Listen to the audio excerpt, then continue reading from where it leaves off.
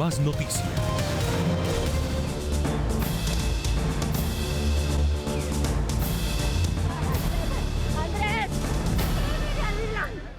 Muy buenas noches y empezamos con las noticias. En medio de las situaciones difíciles que vive el país por cuenta del invierno, un verdadero milagro se presentó en Piedecuesta, en Santander. Un bebé de solo 9 meses fue rescatado con vida luego de permanecer en medio del lodo por más de 6 horas tras la avalancha que tuvo lugar en ese municipio. 3 personas murieron y 6 más están desaparecidas. La vía Bogotá-Bucaramanga está cerrada.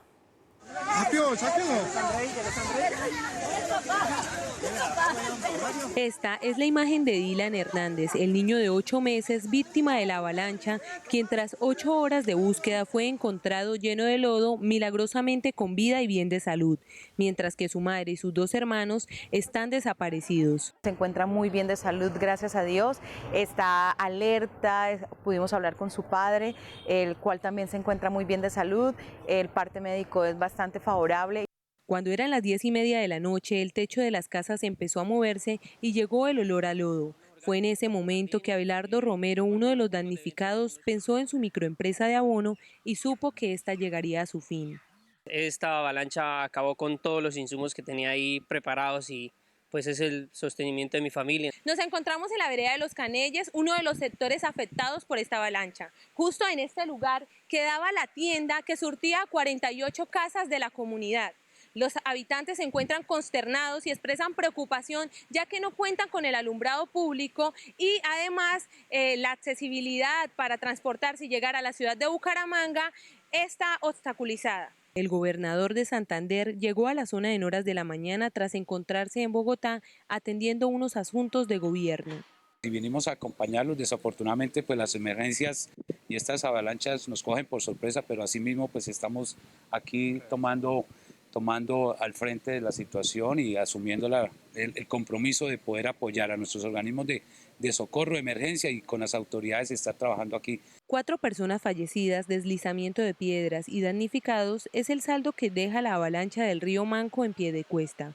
Las víctimas que tenían sus casas, vehículos y microempresas perdieron todo de la noche a la mañana debido al desbordamiento de 2 quebradas que sin discriminación alguna arrasaron con lo que había por delante. Los afectados piden a las autoridades apoyo en esta circunstancia.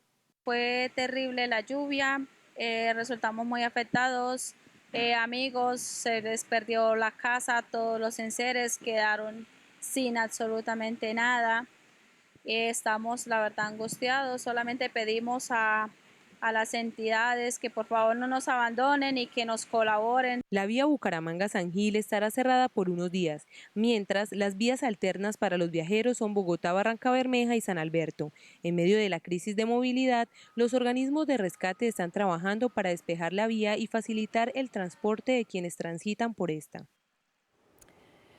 Y tras el torrencial aguacero que colapsó ayer a Bogotá, la alcaldesa Claudia López explicó que la deforestación en los cerros fue una de las causas principales de las inundaciones que se presentaron en algunas vías como la carrera séptima, mientras que el exalcalde Peñalosa avivó todo este debate al asegurar que el árbol que cayó sobre 5 carros en la avenida Circunvalar tenía orden de tala.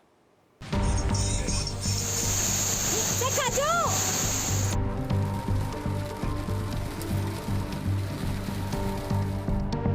24 horas después del aguacero que colapsó el ya traumático tráfico capitalino y que obligó a que niños de colegios abandonaran sus rutas para llegar a casa a pie, la alcaldía entregó el balance de lo ocurrido. Lo que está produciendo los accidentes como los que vimos ayer es la deforestación de los cerros. No le vamos a echar ahora la culpa de todo nuestro mal comportamiento y malos hábitos de vida a un arbolito en la Circunvalar.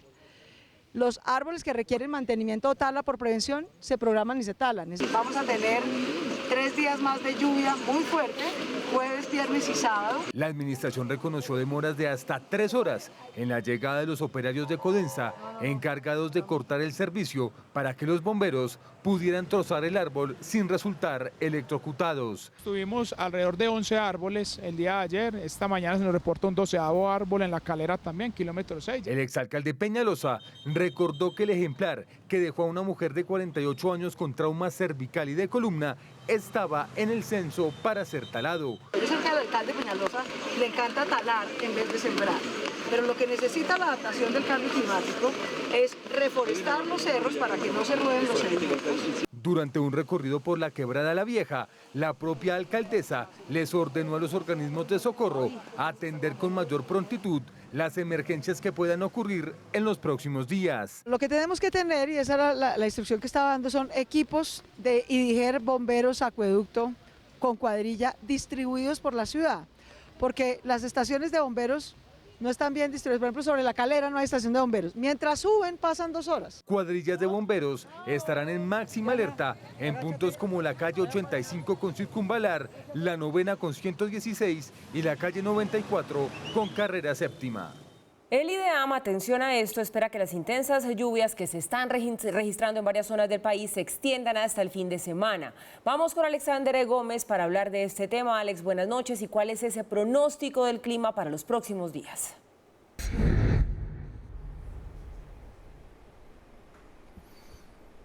Paula, televidentes, muy buenas noches. Nos encontramos a esta hora con Diana Guzmán. Ella es meteoróloga del IDEAM y a ella es a quien le vamos a trasladar esa pregunta. Diana, gracias por acompañarnos y hablemos primero de Bogotá. ¿Va a seguir lloviendo en Bogotá en los próximos días, así como llovió ayer? ¿O qué podemos esperar del clima para los próximos días en la capital de la República? Sí, muy buenas noches para usted y todos los televidentes. Pues en este momento les comento que las precipitaciones comparadas al día de ayer pues han disminuido gracias a que ha habido abundante nubosidad para el día de hoy. En términos de tendencia, esperamos que para los próximos días tengamos unas mañanas con tiempo seco, algunas lloviznas o lluvias ligeras se presenten en la mañana en zonas de los cerros orientales, al igual que en el nororiente de la ciudad. Sin embargo, la probabilidad de lluvias fuertes pues sigue persistiendo en las horas de la tarde y esperamos que el día, digamos, que puedan presentarse esas lluvias, puede ser el día viernes. Ya después esperamos que tengamos una tendencia a la disminución. Sin embargo, pues recomendamos a los televidentes estar atentos al monitoreo de las que el IDEAM presenta en sus diferentes redes. Hablemos ahora a nivel nacional. ¿Qué podemos esperar del clima para los próximos días en toda Colombia? Bueno, para Colombia, digamos que las precipitaciones de mayores volúmenes se están presentando en este momento en la región Amazonía, algunos sectores del sur de la región Orinoquía y especialmente zonas muy puntuales del centro y sur de la región andina, al igual que zonas puntuales de la Pacífica. Para los próximos días esperamos que las precipitaciones continúen en estas regiones, pero con especial atención en la región Pacífica, donde esperamos que se concentren las precipitaciones para los próximos días. Diana, muchas gracias. Es el pronóstico de clima en Colombia para los próximos días. Información con Alexander Gómez para Red Más Noticias. Alexander, gracias. Seguirá lloviendo entonces, es lo que reporta el IDEAM a esta hora, Mauricio. Nos preparamos entonces para seguir con el paraguas y también llenarnos de paciencia porque las lluvias traen consigo también traumatismos. Y mientras tanto tenemos a la alcaldesa Claudia López con toda la contundencia del caso, decir que todo el caos que se vivió ayer en la capital pues es culpa de los malos hábitos que hemos tenido los ciudadanos con la naturaleza. Válido, Mauricio, de seguro mucho de eso sí hay ahí y es real, pero resulta que la ciudadanía no le convenció mucho la respuesta de la alcaldesa, ¿no? Porque dicen, bueno, nosotros también estamos demandando de nuestras autoridades una atención efectiva, rápida, ante este tipo de riesgos, ante este tipo de emergencias. No quedarnos satisfechos con que le digan a uno que es culpa de lo que hemos venido haciendo mal hasta ahora, pero que no se dé una respuesta adicional de cómo se va a actuar mientras tanto. Paula, yo creo que lo peor que podemos hacer con este debate, y pues de hecho ha sucedido durante el día desafortunadamente, es enmarcarlo en el contexto de una pugna política, de si el alcalde anterior, de si la alcaldesa actual, que la administración anterior dice ese árbol ya estaba censado para ser talado y la alcaldesa nueva dice claro, porque es que al anterior alcalde le encanta talar y eso lo sabemos, lo que hay es que sembrar. Digamos, ya hasta se vuelve una conversación o una discusión de eslogans. Creo yo que la posición de la alcaldesa tiene cosas buenas y tiene cosas que no son buenas. Las cosas buenas son, en todo caso, el haber llamado la atención sobre dos fenómenos principalmente. El cambio climático, por una parte. Sin el cambio climático no tendríamos esa precipitación que tuvimos el día de ayer en la capital del país, una precipitación que en condiciones normales se puede dar en un lapso de 6 horas, se dio en 2 horas y media y se concentró de tal manera el agua que terminó generando todos estos raudales. Pero además de eso, llama la atención ella sobre la deforestación. Evidentemente, en la medida en que no exista deforestación y no exista esa erosión del suelo, para quienes no viven en Bogotá, esas imágenes que están viendo ustedes están ya en la ladera que lleva a los cerros orientales que circundan a Bogotá. En esa ladera pasa esta avenida circunvalar y por lo tanto lo que suceda arriba de esa ladera pues termina afectando directamente a la avenida circunvalar. Es clarísimo que llamar la atención sobre la deforestación, sobre la erosión del suelo, sobre la necesidad de cambiar esos comportamientos o también, como lo dijo el jefe de bomberos, la necesidad de cambiar el comportamiento de botar la basura a las alcantarillas es fundamental. Y creo que desde esa perspectiva llamar la atención a las nuevas generaciones sobre esos temas, porque ya hay generaciones que, digamos, conviven con eso y les entra por un oído y les sale por el otro y son poco flexibles para cambiar sus comportamientos, podría ser inútil, pero para las nuevas generaciones sin duda, ese señalamiento de la alcaldesa es útil. Ahora, decir, lo de ayer no pasó porque se cayó un arbolito en Circunvalar, pues lamentablemente, la manera como están configuradas las vías de ciertas zonas de la ciudad hacen que se cae un arbolito y no solamente separa el tráfico de sur a norte por la vía Circunvalar, sino que termina parándose el tráfico que va incluso hasta el municipio de La Calera. Y no es que uno se lo invente, sino que ayer sucedió, con agravantes adicionales. Y es que uno puede decir, esto es el cambio climático, la gente que bota y que tumba los árboles, etcétera, etcétera. Habrá que ver si tiene razón el alcalde Peñalosa al decir que ya estaba censado ese árbol para terminar siendo talado, porque si es así, hay que talarlo porque es un árbol que genera el peligro que se terminó concretando el día de ayer, no porque el uno tale y el otro sea conservacionista. Los árboles que están en peligro hay que talarlos. Pero sobre todo se está soslayando algo muy importante. Y es que si uno hace el cronograma de lo que sucedió ayer, se cae el árbol un poco después de las 4 de la tarde, en Codensa, en Enel Codensa, el presidente de Enel Codensa dijo hoy, a nosotros nos avisaron a las 5:59 de la tarde. ¿Qué pasó en todo este tiempo? Entre el momento en que cayó el árbol y le avisan a Enel Codensa. ¿Para qué le avisaban a Enel Codensa? Para poder quitarle la electricidad a los cables que quedaron tumbados por el árbol.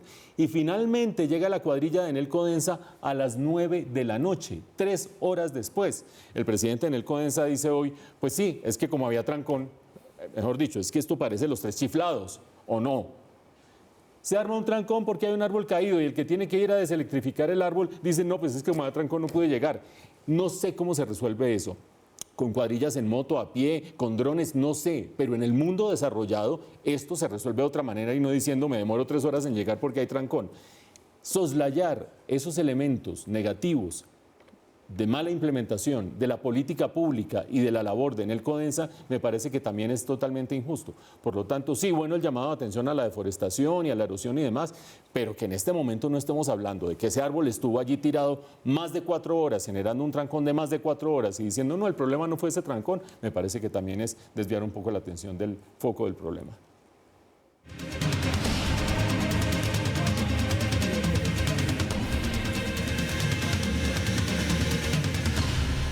Brasil confirmó el primer caso de coronavirus en América Latina. El Ministerio de Salud de ese país informó que el contagiado es un brasileño residente en Sao Paulo que recientemente había visitado Italia. El coronavirus llegó a América Latina. El Ministerio de Salud de Brasil confirmó que un brasileño con 61 años que reside en Sao Paulo y que había regresado a ese país el pasado 21 de febrero proveniente de Lombardía, Italia, contrajo el COVID-19. Cuando la prueba tuvo un resultado positivo, hicimos una contraprueba por seguridad y control. Pero desde ese momento ya adoptamos las medidas, asumiéndolo ya como un caso en la práctica de atención médica con cuidados intensivos para él y sus contactos. 2 días después de llegar a Brasil, el paciente había realizado una fiesta en Sao Paulo en la que participaron 30 personas, quienes ahora están bajo observación médica. Había dado positivo por el virus en una primera prueba en el hospital Albert Einstein en ese estado. La noticia tuvo efectos en la economía ya que la bolsa de Sao Paulo se hundió 5% en su primera sesión después de 2 días de feriado de carnaval. La llegada del coronavirus a Brasil generó alarma en América Latina. En Chile, unas 300 personas que han arribado a ese país desde distintas naciones permanecen aisladas, mientras que en Argentina fue activado el protocolo en hospitales de las provincias de San Juan y Santa Cruz. Inició el retorno del avión Júpiter con los 15 connacionales, incluyendo 2 ciudadanos chinos y 1 venezolano que hacen parte de la operación Regreso a Casa. En el vuelo también están a bordo 3 mexicanos y 5 españoles. La Villa Deportiva de Coldeportes en Bogotá será el lugar de cuarentena de los colombianos repatriados. De esta manera fue el arribo de los colombianos al Júpiter en Wuhan. Como se tenía previsto, el equipo de salud los recibió con los trajes especiales y todas las medidas para evitar emergencias. Allí estuvo sobre 3 horas. La llegada a Wuhan, China, fue a las 9:09 am, en donde estuvo alrededor de 3 horas, tiempo en el que las instituciones de salud china y colombianas respectivamente realizaron los análisis médicos pertinentes. El vuelo recibió a la esposa e hijo de uno de los repatriados, ambos de nacionalidad china, y la esposa de otro connacional de nacionalidad venezolana, además 3 mexicanos y 5 españoles. La misión traerá a nuestro país a 15 colombianos, incluidos 2 funcionarios de la Cancillería que acompañan este traslado. Sobre las 12 del mediodía partió a Mumbai en India, ciudad donde hizo una parada técnica sobre las 6:58 de la tarde. Y sobre las 8:30 de la noche emprendió vuelo hacia Madrid, España, donde llegará en la mañana del jueves. Finalmente, la aeronave se dirigirá a territorio colombiano, llegando a la ciudad de Bogotá. El Ministerio de Salud ha venido trabajando para asegurar que todos los procedimientos a desarrollar y atenciones que se brinden a quienes llegan de Wuhan tengan las máximas condiciones de bioseguridad para protegerlos a ellos y a la comunidad. El avión Júpiter volverá a la capital del país en la noche de este jueves, donde de inmediato toda la tripulación entrará en cuarentena. Y mientras tanto, los familiares que esperan con gran expectativa a los colombianos que regresarán de Wuhan dicen tener la fe puesta en que el gobierno va a culminar con éxito toda esta misión. Uno de los connacionales va a llegar con su familia de ascendencia china. Angustia, impaciencia y ansiedad es lo que siente doña Berta Velasco, madre de Hernando Maecha, al saber que su hijo ya viene en camino con otros connacionales desde Wuhan, lugar en el que él ha vivido por los últimos 4 años. Prácticamente lo que él lleva en cuarentena, yo llevo eso que no he tenido tranquilidad. Mi hijo va a llegar acá a Colombia, entra a cuarentena 14 días y cuando salga de cuarentena yo creo que me estoy viendo con él por ahí el 20 de marzo. Esta mamá echó mano de cuanta idea para lograr que su hijo volviera a Colombia. El presidente Duque, tengo que darle de verdad gracias a Dios, gracias a él por todo lo que ha hecho, porque yo le mandé una carta a él, una carta muy bonita y él creo que le tocó el corazón. Desde que inició el proceso de repatriación, el hijo de doña Berta advirtió al gobierno colombiano que no se regresaría a su patria sin su esposa y sus 2 hijos que son de nacionalidad china. El gobierno lo aceptó. Porque al principio se decía que eran solo colombianos, entonces él le pidió de corazón al presidente que le incluyeran sus niños y su esposa en la familia porque él decía, yo no puedo salir de aquí sin ellos yo mejor me quedo. Esta mamá sabe que desde el momento en que su hijo pise suelo colombiano, deberá esperar varios días para volver a abrazarlo, debido a la cuarentena en la que él y su familia tendrán que permanecer. Sin embargo, tiene claro la manera como lo va a recibir. Ay, no, él desde que supo que se venía para Colombia, él me dijo que quería que le hiciera una mojarra frita, le encanta la mojarra frita. Le encantan las sopas que el papá hace. Entonces, una mojarra frita y sopitas. Doña Berta le hizo un llamado a los colombianos para que no estigmaticen a los 13 connacionales que llegan en esta, la que se ha llamado Operación Regreso a Casa, y que mañana retorna desde China a nuestro país.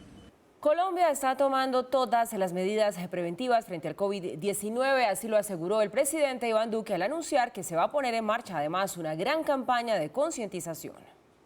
Hoy el mundo está viendo una situación difícil, pero creo que las medidas que se están aplicando en materia aeroportuaria, en materia de ingresos, son buenas. Ahora, dicho todo eso, tenemos que ser conscientes y precavidos. Y entre otras cosas hay que hacer una gran campaña para detectar síntomas y por supuesto para que nosotros tengamos la posibilidad de tomar todas las medidas de higiene. Pues así están las cosas, Mauricio, en lo que tiene que ver con ese regreso de los colombianos al país, en lo que tiene que ver con lo que está pasando con el coronavirus en el mundo, la confirmación del caso en Brasil, ya ese primer caso positivo de contagio, pues hay que reconocerlo, si nos pone a los colombianos a mirar el coronavirus un poquito diferente porque ya lo sentimos más cerquita. Hasta ahora estaba como muy lejos, pues físicamente de nosotros. Así como también pues la evolución misma que ha tenido la enfermedad, todos los procesos alternos, pues nos han ido llevando como a reaccionar diferente como país ante cada eventualidad que va surgiendo. ¿A qué me refiero? Por ejemplo, el regreso de los colombianos ya aquí a territorio nacional plantea una coyuntura específica. El hecho de saber que se tiene que ampliar los controles a más países que ahora presentan contagios plantea otra coyuntura específica. Y así, como que son muchos los frentes sobre los cuales pues vamos tomando decisiones en el camino. Paula, obviamente la noticia que nos va a estar ocupando durante el día de mañana, desde esta noche, durante el día de mañana, porque ya viene en camino, es el avión que está trayendo los colombianos, que es una política del gobierno y una decisión del gobierno que, hay que decirlo, ha generado división entre la población. Hay gente que dice que cómo los van a traer acá, que hay otros países que han llevado a los que han salido, los argentinos o los mexicanos, no han llevado directamente a su país a aquellos connacionales que han salido de Wuhan, sino que los han llevado a Ucrania o a Alemania, etcétera, etcétera. Creo yo que en el caso de Colombia es un buen gesto del gobierno de Colombia de terminar trayendo al país a estos connacionales que estaban en Wuhan. Hay gente que dice cómo los van a traer aquí, que se van a traer el contagio directamente. Me parece que ante eso hay que ser conscientes de que hay unos protocolos que han demostrado funcionar en el mundo para detectar a aquellos que estén potencialmente infectados. Es decir, una vez infectados ya se termina procediendo a cierto otro protocolo, pero que población que se subió al avión sana, esencialmente sana, que llegue a Colombia y que se meta en una cuarentena de 14 días no debería ofrecer problemas. Ustedes van a decir, pero ¿cómo así? ¿Este señor de qué está hablando? Ojo a lo siguiente. Hasta el momento hay 3 grandes instituciones que han tomado o han dictado medidas para controlar o para hacer frente al coronavirus en Colombia. Una de ellas el Ministerio de Salud, otra Migración Colombia y otra el Ministerio de Trabajo. Me detengo un momento en Migración Colombia, porque Migración Colombia ha dicho de 8 países distintos, que son los países claves de los que puede venir el contagio, hay que tener precauciones especiales. Hay que mirar muy bien el pasaporte de la persona, mirar de dónde viene, hacer una revisión de cuál ha sido su itinerario, hacerle un cuestionario, y aquellas personas que lleguen en un estado de salud sospechoso de esos 8 países terminan entrando en un protocolo médico. Hemos registrado en el noticiero y en otros medios de comunicación que eso no se estaba cumpliendo al pie de la letra hace unos cuantos días, pero ya Migración Colombia lo asegura. Y de esos 8 países, que incluyen entre otros a China, a Japón, a Singapur, a Italia también, a Tailandia, de esos 8 países han llegado este año al país 1.000 colombianos, un poquito más de 1.000 colombianos y 1.300 extranjeros. Y no tenemos un solo caso de coronavirus, afortunadamente, hasta este momento en el país. Si hubiéramos adoptado la posición que muchos colombianos dicen, no, no los traigan, no los dejen entrar, que todo el que venga de allá nos va a contagiar, estos 2.200 casos que han llegado de esos 8 países habrían generado un problema y no ha sucedido. Creamos en los protocolos, creamos en la idoneidad de las autoridades sanitarias. Y por otra parte, adoptemos las medidas que ha dictado el gobierno. Una de ellas, las que termina dictando el Ministerio de Salud, que para ser sinceros no son muy distintas de las que tradicionalmente se empezaron a dictar desde la gripa H1N1, y es que si usted va a estornudar o va a toser, se cubra con el brazo y no se cubra con la mano para después terminar saludando, lavarse las manos frecuentemente, usar el respectivo gel, usar tapabocas cuando usted está contaminado de gripa o alguien a su alrededor lo está. Y eso, todos esos protocolos, limpiar permanentemente la superficie de trabajo, limpiar la superficie donde usted está frecuentemente, todos esos protocolos también han sido adoptados por el Ministerio de Trabajo.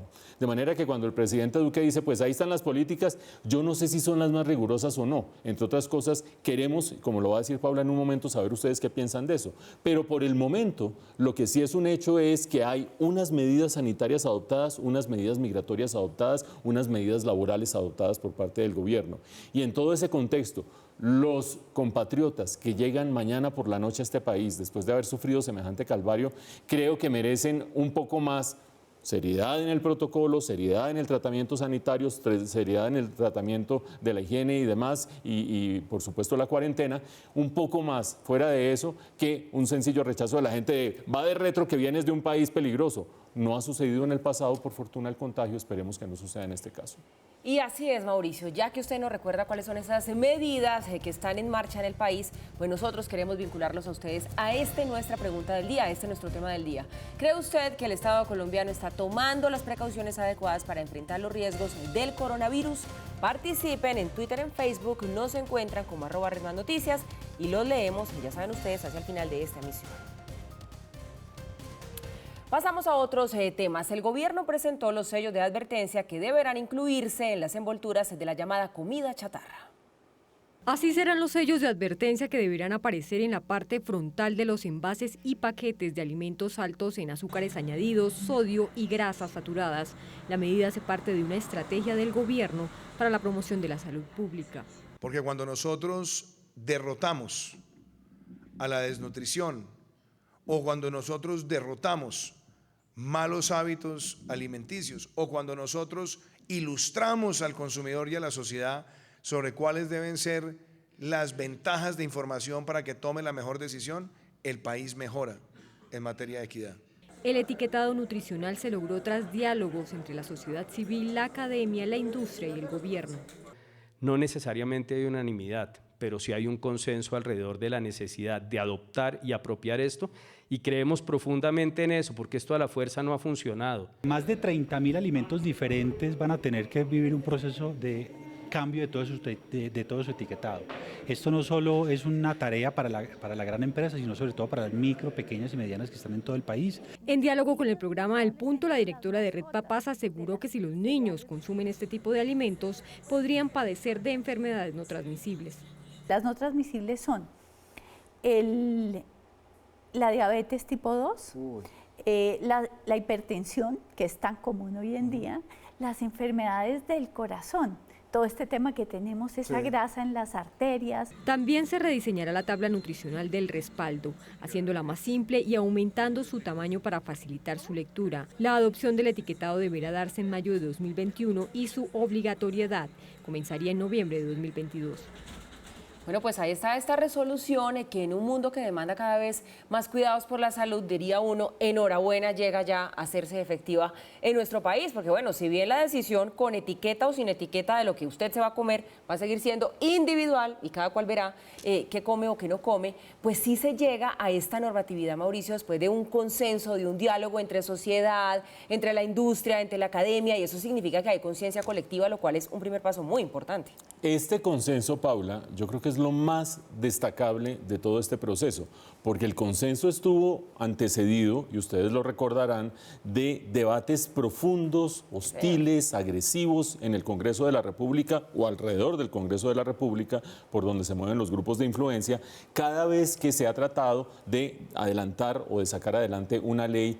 No en este caso una resolución de parte del gobierno, sino una ley que regule el rotulado de los productos alimenticios, de los alimentos procesados.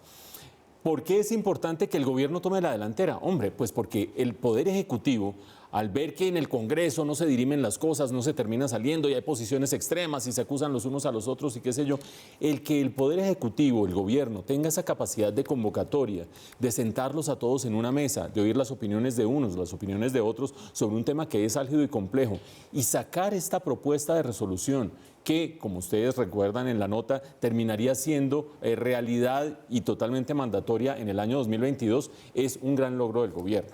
Este debate se da en un contexto en el cual organizaciones de la sociedad civil como Red Papás, pero también como de Justicia, como otras organizaciones, dicen aquí hay un problema muy serio con los alimentos procesados. Esa tabla nutricional que están viendo ustedes en este momento en la pantalla no la entiende ni Miruz, que la dosis personal, pero la dosis personal no es equivalente a tantos gramos de lo que yo me tomo individualmente, cuántas dosis individuales hay en un paquetico, mejor dicho, un rollo que ni con regla de 3 ni con abaco lo termina sacando uno, ni el abaco que venga dentro de los paquetes, ni siquiera.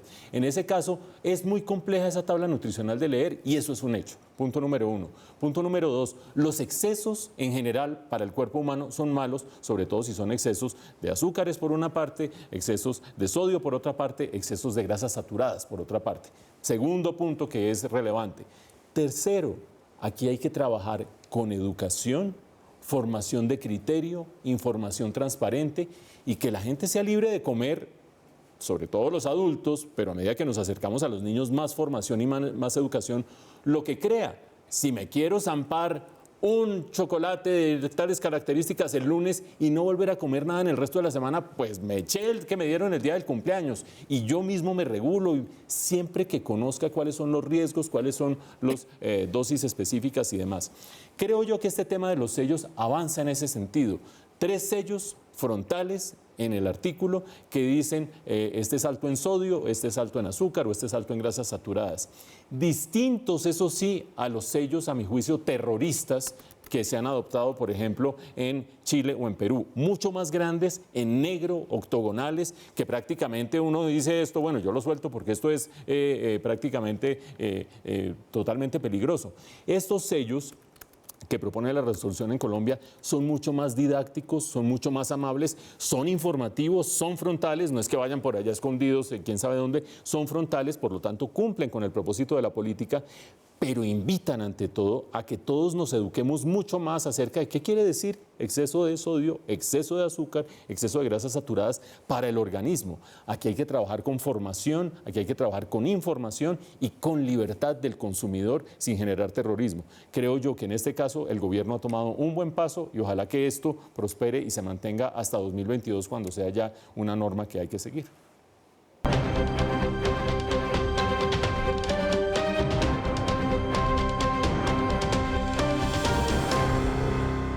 Aunque parezca increíble, un sombrero habría sido el detonante del asesinato de 2 estudiantes colombianos en Puebla. Así lo dio a conocer la Fiscalía de ese estado mexicano.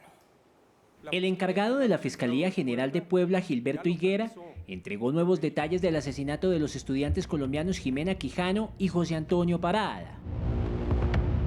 El funcionario explicó que el domingo 23 de febrero, Quijano había tenido un altercado con otra mujer de nombre Lisette, quien también se encontraba en el carnaval en Huejotzingo, acompañada de otros 2 hombres que al parecer pertenecen a una peligrosa banda vinculada al robo de autos y narcotráfico.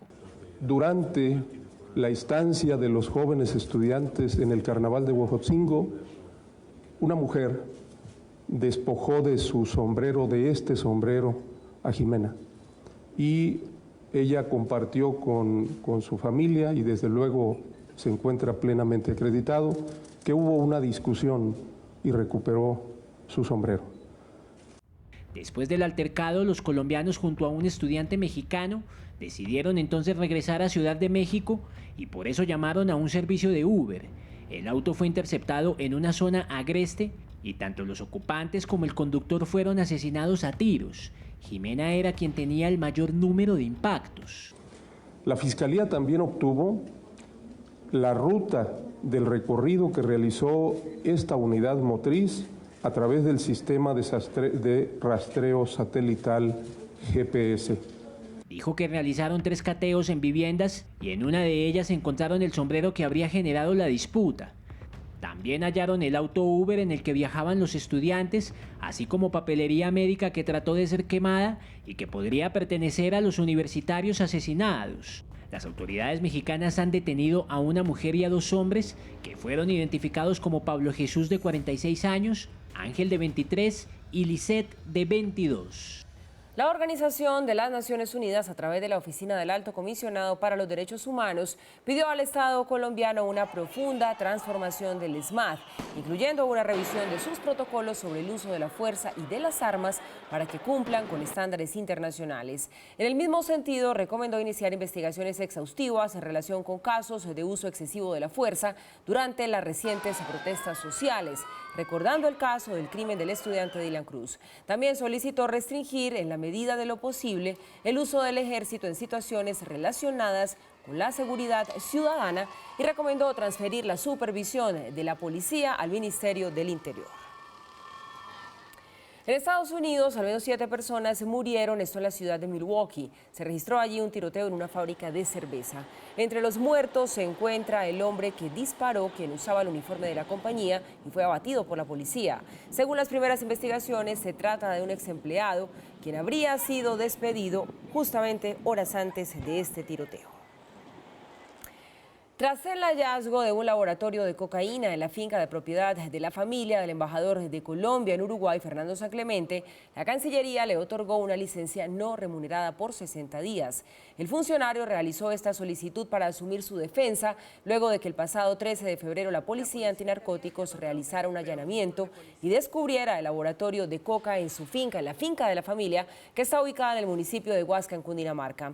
En el operativo fueron capturadas 5 personas, 3 de ellas encargadas de la seguridad y las otras 2 de procesar este estupefaciente. Para producir 1.120 toneladas según el funcionario. Y justamente sobre este tema, mucha atención, la Fiscalía acaba de tomar la primera decisión que podría vincular ya judicialmente a la familia San Clemente, a la familia del embajador de Colombia en Uruguay. Chicho, buenas noches. ¿Y de qué se trata esa decisión? Así es, buenas noches y mucha atención, que Red Más Noticias acaba de confirmar que la Unidad de Extinción de Dominio y Contralavado de Activos de la Fiscalía abrió una indagación preliminar en el caso de la finca del embajador de Colombia en Uruguay, Fernando San Clemente, en donde fue encontrado un laboratorio para el procesamiento de cocaína y en donde fueron capturadas 5 personas por estos hechos. Con esta indagación, la Fiscalía podría llegar a tomar la decisión de aplicar extinción de dominio a la propiedad. También podría tomar la determinación de llamar a declarar como testigo eventualmente al embajador, que hoy, recordemos, pidió una licencia de 60 días precisamente para afrontar su defensa ante este escándalo en el que se encontró un laboratorio que supuestamente llegó a procesar 1 tonelada por mes de cocaína y otros estupefacientes. La Fiscalía, repetimos, acaba de abrir una indagación preliminar por extinción de dominio en el caso de la finca del embajador de Uruguay en Colombia, en donde fue encontrado un laboratorio de cocaína. Información de último minuto desde el centro de Bogotá. Regreso con ustedes a estudio. Juan Carlos Giraldo, Red Más Noticias. Chicho, gracias. La verdad es que el país estaba muy atento al paso a paso, al desenlace que iba a ir teniendo con el paso de los días este caso que vincula al embajador de Colombia en Uruguay. Muchas gracias, porque esto ya pues es lo más reciente. Y es muy delicado el estado de salud de Júpiter, el león que lucha por su vida en un zoológico de Montería. La Fiscalía ya decidió abrir investigación para determinar si hay maltrato animal. Una corazonada habría despertado angustia en Ana Julia Torres, quien cuidó de Júpiter durante 20 años, un león que rescató de un circo y que hoy lucha contra el más feroz enemigo. Yo tuve a Júpiter desde pequeño, 19 años juntos, 19 años en el mismo hábitat, 19 años recibiendo abrazos, besos, consentimientos, cariño, pero el Dharma decidió que lo iba a trasladar porque iba a estar en un sitio mejor, lo cual es totalmente falso. Ana Julia viajó a Montería para constatar que Júpiter estuviera bien. Sin embargo, cuando llegó su reencuentro, no fue como lo esperaba. Yo creí que el reencuentro iba a ser maravilloso, besos y abrazos. Cuando llego y lo encuentro tirados, no abría los ojos, no se movía, lo llamaba, flaco, impresionante. Lloré mucho, lloré y llamé inmediatamente al veterinario que siempre lo ha cuidado y le dije, por favor, véngase ya, que Júpiter se me está muriendo. Tras conocerse esta situación, se logró que entre el Ministerio de Defensa y el DACMA dispusieran una aeronave de la Fuerza Aérea para que Júpiter pueda ser traído de vuelta a Cali en las próximas horas. Igualmente hemos realizado acciones de coordinación con el Zoológico de Cali para garantizar su traslado a nuestro hogar de paso y poderle brindar la atención inmediata. Todos, no solo en la sucursal del Cielo, sino en Colombia, esperan que los esfuerzos de Ana Julia, especialistas e instituciones, ayuden a volver a rugir al rey, a ese feroz pero tierno y encantador león. Estamos ya de regreso y dedicamos estos minutos finales a nuestra pregunta del día y por supuesto también a sus respuestas. La vamos a recordar. ¿Cree usted que el Estado colombiano está tomando las precauciones adecuadas para enfrentar los riesgos del coronavirus?